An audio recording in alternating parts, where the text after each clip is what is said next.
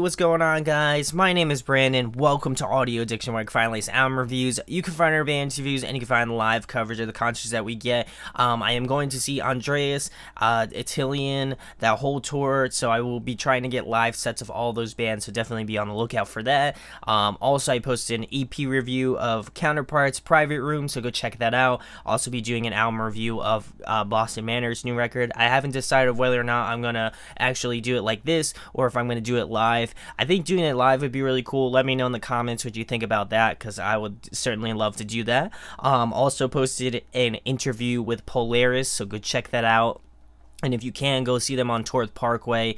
Super phenomenal tour. I'm kind of upset they didn't come near me, but I will hopefully get around to see Polaris again. I'll be posting an interview with Gideon today at 5 o'clock, and then also I'll be posting an interview with Wallace on Friday at 5 o'clock as well. So check all of those bands out. Really good stuff. I think the end of this year is going to be phenomenal, so I'm really excited about all the new releases, all the interviews, and things of that nature. But tonight, we're going to be talking about Fit for a King's new record, Dark Skies.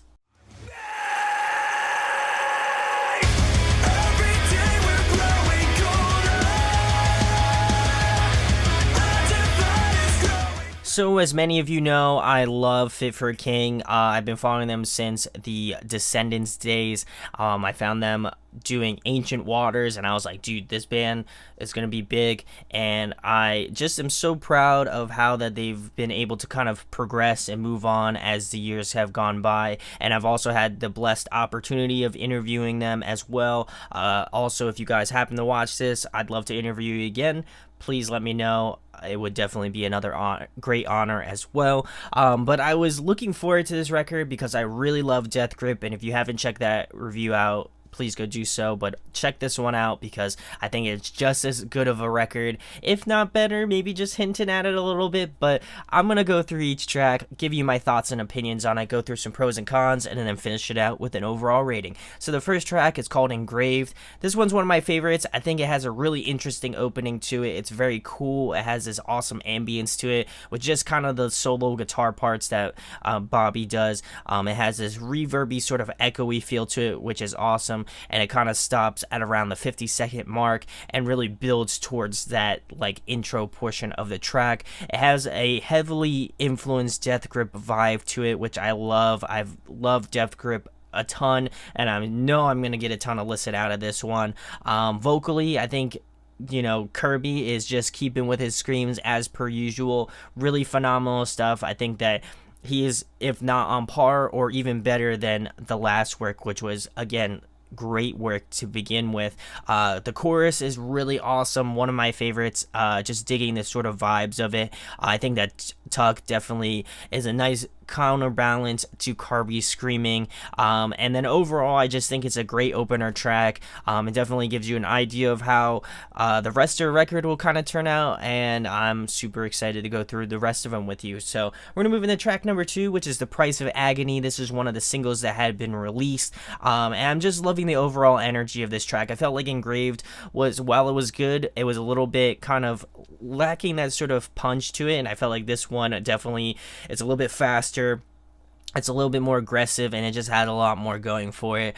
Kirby's vocals do excellent work in the verses, while Tug does some awesome stuff in the choruses, and it just adds this well-needed contrast to the song. Definitely one of my favorite Fit for a King songs of all the time, because I just feel like they really combine a lot of my favorite melodic elements that they use in their music, but also has that's just great heaviness that you've come to love about this band, and they just find that balance, and I feel like this one has the best aspects of what they do. It has the best chorus they've probably ever written, in my opinion, and I just feel like everything just kind of works in tandem in this song. There's this nice little guitar like melodic riff or run at the 2:47 mark to around the 3 minutes and 5-second mark done by Bobby. I think it's really cool. It just adds that little extra pizzazz that, you know, I think really adds to that bridge portion of the song. But overall, this one's one of the best tracks off the record, hands down. And if you didn't like it as a single, I think it definitely fits super well in the whole scheme of the record. So we're gonna move into track number 3, which is Backbreaker. This one is another favorite of mine, and it happens to be another single as well. And this one just has that old school Fit for a King vibe to it. Definitely like Creation Destruction and Descendants vibe to it, which I love because, again, those were the albums that I kind of started out listening to this band too, and so I have that sort of attachment to it. But this one, boy, let me just tell you, it is a heavy one, and I love it. Just love the layered screams. I think it adds this unique depth to the track and just shows off of Kirby's overall range, because he's got some phenomenal screams on this record, and this one just highlights it one of the best ways. If this doesn't get you moving, all I'm going to say is you got something wrong, because this one is a freaking heavy one. And I just love that held out scream, definitely reminiscent of a few tracks that they've done in prior work. And, you know, I feel like it's kind of a staple piece for what they do. It may not be for every record that they've done, but I feel like there's got to be that one song where Kirby just holds out that long scream. And let me just tell you, for those of you who don't believe that he actually does it, go see them in concert, because they actually do it, and he is just, I don't know how he does it. I literally, it's insane to me. But let me just tell you, this is a spicy meatball, and I love this track nonetheless. So we're gonna move into track number 4, which is Anthem of the Defeated. This one takes kind of an interesting turn to it. It has a very heavy Slipknot vibe to it, and I like that they experimented with this one. I know that a lot of people were saying this one has almost a Cane Hill vibe to it, but if Cane Hill did what they were supposed to do, that's no beef against Cane Hill. I don't listen to them personally, but I definitely got that Slipknot sort of vibe to it. And I like what Kirby's doing with his vocals. It's just a little bit different. He's just kind of adding a little bit more tonality and a little bit more depth to what he does personally. And I definitely feel like it's one of the Black Sheep songs off the record. It's just one that is heavy, and, you know, obviously a lot of people will resonate with it, but at the same time, it's kind of like an out of left field track that most people, I don't feel like, would expect from Fit for a King. So we're gonna move into track number 5. I was gonna put 4, but I just did that one. But track number 5, which is When Everything Means Nothing. This one is one of the singles that they had released, and I would say this one is definitely more on the sort of melodic and softer end of the scale. It does have some heavy moments in it, but this one shows off more of Tuck throughout this record. I think it has probably him the most, maybe excluding like the slower song Debts of the Soul, or maybe Youth Division. I feel like those few tracks have Tuck mostly in this track, and even Oblivion too, I'd say that too. But this one is heavy, but not like in the way that you would expect it to be. I think it just works with what they're going for. It's just not particularly, I feel like it kind of rides the line of like a heavy track, but also at the same time it has a lot of great melodic elements that I feel like I've come to love with this record in particular. So that's really awesome. The inclusion of piano really adds this nice sort of melodic leaning to the track, and just, you know, obviously fits more with the mold of, you know, Tuck singing and all that sort of stuff. Kirby also does some cleans at the end of the bridge, which is definitely cool. I know that he did some in Death Groups, so I like that he can kind of continue that trend in this track. And I like that this one also has sort of a Death Grip sort of vibe to it as well. It does include a lot of the band, and I think that it obviously works cohesively, and it's definitely one of my favorite tracks off the record. So we're gonna move into track number 6, which is Youth Division. This one is absolutely my favorite. I think this one is one of the best Fit for a King songs ever written as well, much like with Price of Agony. I feel like those two are those standout tracks to me off this record, just because they are written so well. Just the juxtaposition of just the heaviness but also the melodicness of this song really work well, and I think that they are just firing on all cylinders in this track. The intro is really interesting. It's really hard to explain, but I think if we listen to the track, you'll understand what I mean by that.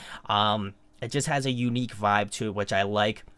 Verses are primarily heavier, while the choruses definitely have this soaring quality to it. It has this anthematic appeal to it, which I definitely love, and I think that they do that really well. It also has a good bit of melody, and it has also a good bit of heaviness as well. And the strong and songwriting and structure of these tracks have been really sick, and I think it has a lot to do with their producer who they went with. And I can't remember his name, so I'll try to put some text up if I can edit that in post, but they did a really phenomenal job, and I think they really brought out the best qualities of Fit for a King, which a producer should do, and I think that you can definitely hear that in the songwriting aspects of this track.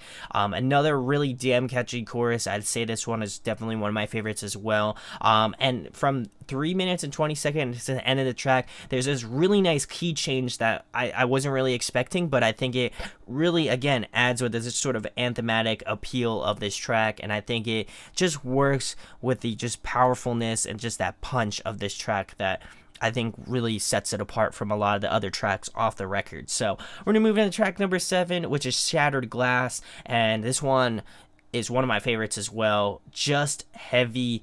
It's much like Backbreaker, and that is just so heavy. It's so heavy that I've screwed up my words. That's how heavy it is.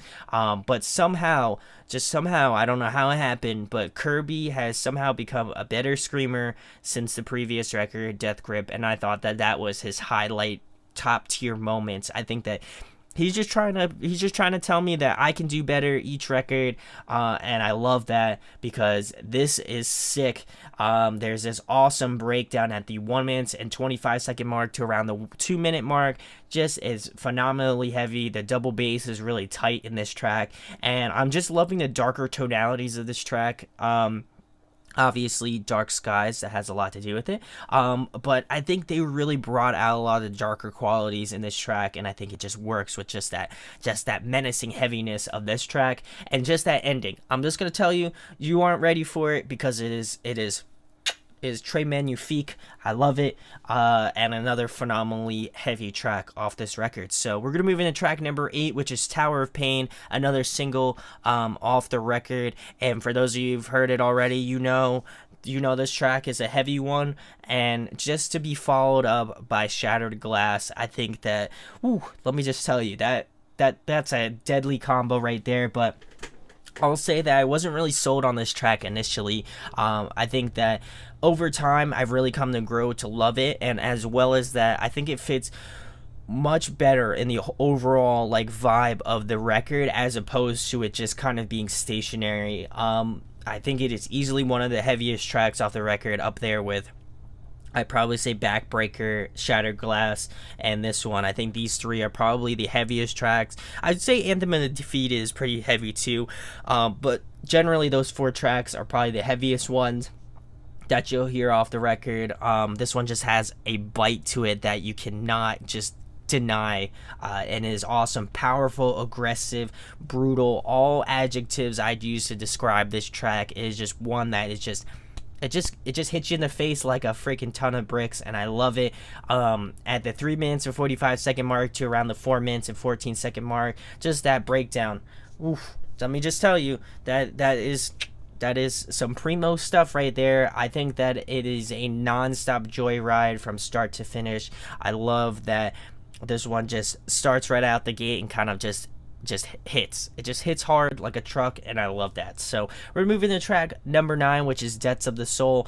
This one has the softest moments of the entire record, which is really cool, and it definitely reminds me a lot of just the more beautiful tracks that they've done. I think that Skin and Bones is one of those tracks that I can really kind of remember vividly, that they just have that sort of softer quality to it, but just really works with what they're going for. And I think it's also a nice callback to older tracks that they've done that have more of that softer tonality to it. It's a nice change of pace, and I think it's a really forefronted track that I wasn't really entirely expecting from this record, but I think it works with the overall theme of what they're going for. It has this really cool ethereal quality to it, especially towards the front half of the song, but towards the latter half it actually gets a little bit heavier. There is a little bit of screaming in there, and I just like the direction that they're going with. I felt like almost at some points, especially towards the end of the track, it felt very incomplete. I felt like they could have went a little bit longer for it, and it just doesn't feel like its overall finish,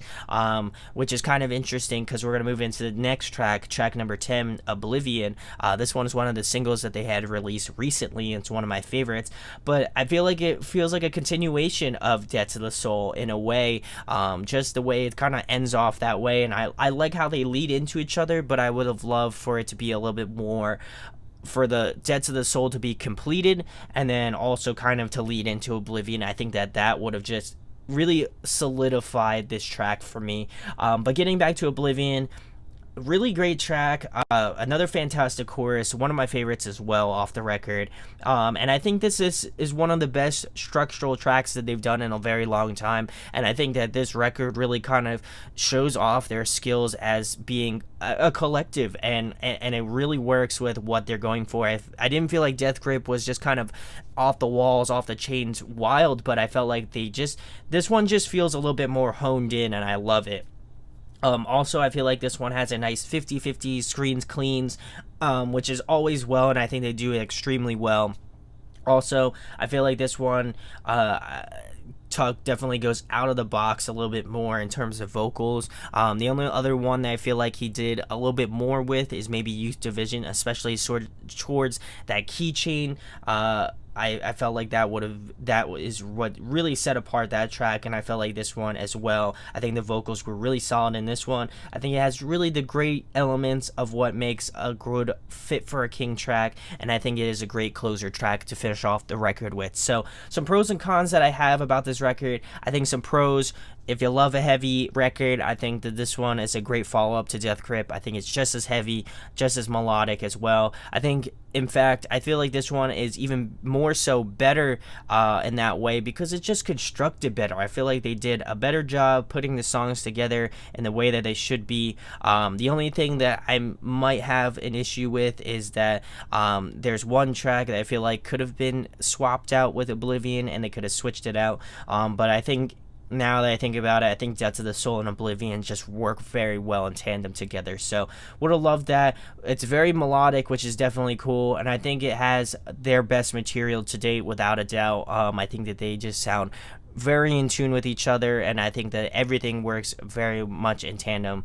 But some cons that I have, I would say that I'd love to hear a little bit more of the clean singing from Tuck. I feel like that was a little bit not enough of it was in there, and I know that I might be in the minority in terms of his vocals, but I definitely like his styling, and I like the way that he does stuff, especially just his vocal lines. I'd actually like to hear a little bit of harmonies between him and Kirby. I think that would be really sick. I know that that's a lot to ask for, considering that Kirby does a lot of stuff, but I think it would be really interesting and kind of cool to see that, especially in tracks maybe like Debts of the Soul. I think that would have worked beautifully. But overall, I think that they did a phenomenal job. I definitely feel like it's a better follow-up to Death Grip than I could have ever imagined. So my overall rating for Fit for a King's Dark Skies, I'm going to be giving it a 9.8 out of 10. I think it's definitely one you should go check out. If you love Death Grip, I think you'll love this one even more, and I definitely feel like it's a band you should go check out if you haven't already.